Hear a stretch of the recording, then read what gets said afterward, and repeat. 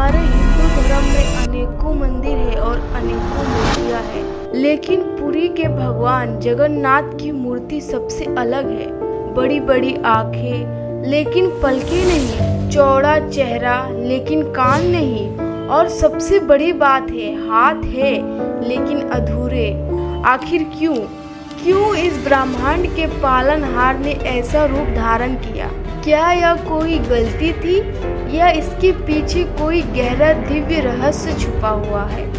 आज की इस वीडियो में हम जानेंगे भगवान जगन्नाथ के प्रकट होने की वो अद्भुत कहानी, जो शायद आपने पहले कभी इतनी गहराई से नहीं सुनी होगी। यह कहानी शुरुआत होती है सतयुग में, मालवा के राजा इंद्रद्युम्न के साथ। राजा इंद्रद्युम्न भगवान विष्णु के बहुत बड़े भक्त थे। उनके मन में बस एक ही इच्छा थी, साक्षात भगवान के दर्शन करना। एक रात उन्हें सपने में भगवान के दर्शन हुए, लेकिन अलग रूप में। उन्हें लगा कि भगवान कहीं साक्षात रूप में धरती पर मौजूद है। राजा ने अपने सैनिकों और पुजारियों को चारों दिशा में भेजा।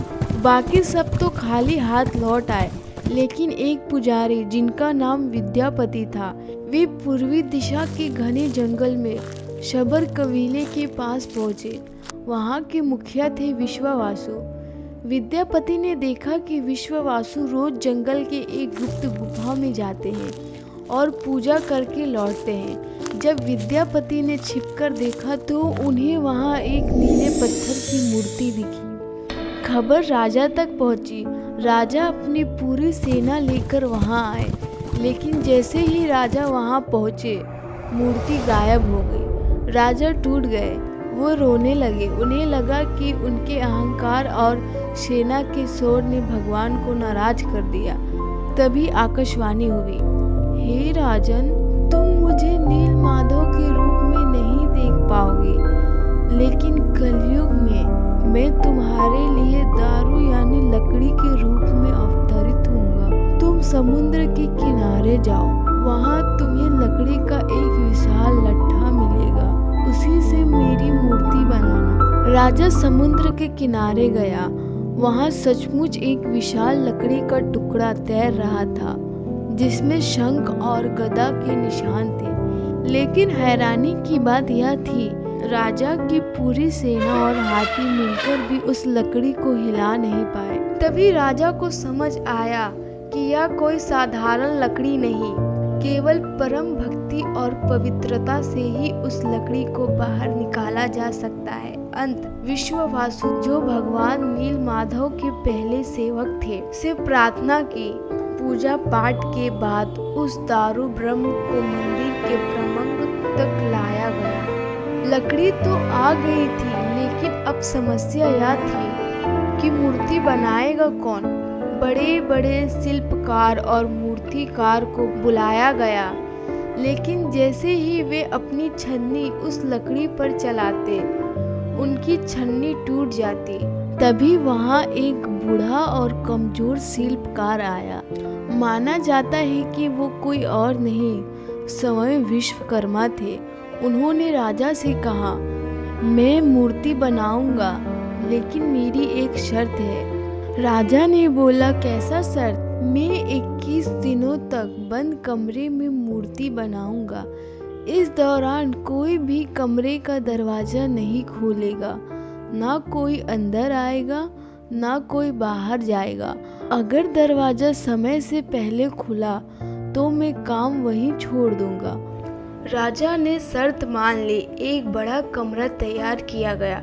बूढ़ा शिल्पकार अंदर गया और दरवाजा बाहर से बंद कर दिया गया। बाहर पहरेदार बिठा दिए गए ताकि कोई भी गलती से अंदर ना जाए। शुरुआत की कुछ दिनों तक तो सब ठीक रहा। कमरे के अंदर से छेनी और हथौड़ी की आवाज आती रहे।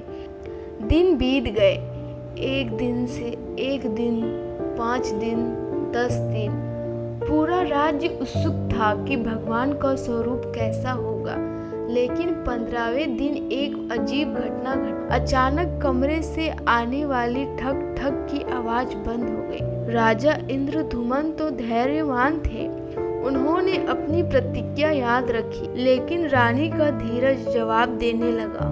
रानी को चिंता होने लगी। उन्होंने राजा से कहा, महाराज, अंदर से कोई आवाज नहीं आ रही है। वह शिल्पकार बहुत बूढ़े थे। उन्होंने पिछले 15 दिनों से कुछ नहीं खाया ना पिया है। कहीं उनके प्राण तो नहीं निकल गए? कहीं वे बेहोश तो नहीं हो गए? अगर उस ब्राह्मण का हत्या हमें लगा तो हमें दरवाजा खोलकर देखना चाहिए।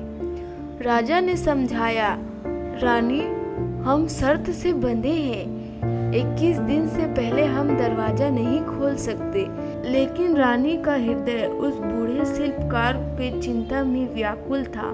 सन्नाटा इतना गहरा था कि अनहोनी का डर बढ़ता जा रहा था। आखिरकार रानी की जिद और अपनी चिंता के आगे राजा हार गए। उन्हें भी लगा कि कहीं अनर्थ ना हो गया हो। मुझे बस एक बार देखने दो कि वो जीवित तो है। यह सोचकर राजा ने 21 दिन पूरे होने से पहले 15वें दिन ही दरवाजे को धक्का दे दिया। जैसे ही दरवाजा खुला, राजा और रानी सन्न रह गए। कमरा खाली था। वह बूढ़ा कारीगर गायब हो चुका था। वहाँ सिर्फ 3 मूर्तियाँ रखी थी, भगवान जगन्नाथ, बालभद्र और देवी सुभद्रा की। लेकिन ये क्या, मूर्तियाँ तो अधूरी थी। भगवान के हाथ नहीं थे, पैर नहीं थे, बस उनका बड़ा सा गोल मुख था और 2 गोल गोल बड़ी बड़ी आंखें जिनमें पलके नहीं थे। राजा इंद्रद्युम्न वहीं फूट फूट कर रोने लगे। हे प्रभु, यह मैंने क्या किया? मेरी अधीरता के कारण आप अधूरे रह गए। अब दुनिया आपकी पूजा कैसे करेगी? यह तो मेरा दुर्भाग्य है। ऐसा बोलकर राजा जोर जोर से रोने लगा। तभी एक आकाशवाणी हुई, हे राजा, विलप मत करो। यह सब मेरी ही इच्छा से हुआ है। तुमने दरवाजा समय से पहले खोला, लेकिन यह नियति थी। कलयुग में मैं इसी रूप में पूजा जाऊंगा। इसी अधूरे स्वरूप में अपने भक्तों को दर्शन देना चाहता हूँ। भगवान ने इसका गहरा अर्थ भी समझाया। आइए हम लोग मिलकर समझते हैं। भगवान ने कहा, मेरे हाथ नहीं है, फिर भी मैं अपने भक्तों का प्रेम स्वीकार करता हूँ। मेरे पैर नहीं है, फिर भी मैं अपने तीनों लोकों में गमन करता हूँ। मेरी यह बड़ी बड़ी गोल आंखें इसलिए है ताकि मैं बिना पलके झपकाए अपने भक्तों के सुख और दुख देख सकूं। यह मेरा निराकार और साकार के बीच का रूप है। तो दोस्तों, उसी दिन राजा इंद्रद्युम्न को समझ आया कि ईश्वर के हाथ पैर या सुंदर रूप की जरूरत नहीं, वे तो बस भाव के भूखे हैं। वो अधूरी मूर्तियाँ आज भी पुरी के मंदिर में विराजमान हैं। जब आप उन बड़ी बड़ी आँखों को देखते हैं तो ऐसा लगता है जैसे भगवान सीधे आपकी आत्मा में झांक रहे हैं। कहते हैं कि जगन्नाथ जी का यह रूप हमें सिखाता है कि पूर्णतः शरीर में नहीं बल्कि आत्मा और भक्ति में होती है। वे बिना हाथ के भी हमारी मदद करते हैं और बिना पैर के भी हमारे पास दौड़े चले आते हैं। आपको यह पौराणिक कथा कैसी लगी? क्या आप कभी जगन्नाथपुरी गए हैं और आपने उन विशाल नेत्रों के दर्शन किए हैं? हमें कमेंट में ज़रूर बताएं। अगर आपको यह वीडियो पसंद आए तो इसे एक लाइक करें और अपने दोस्तों के साथ शेयर करें ताकि वो भी जान सके हमारे सनातन धर्म के इस अद्भुत रहस्य को। कमेंट में जय जगन्नाथ लिखना ना भूलें।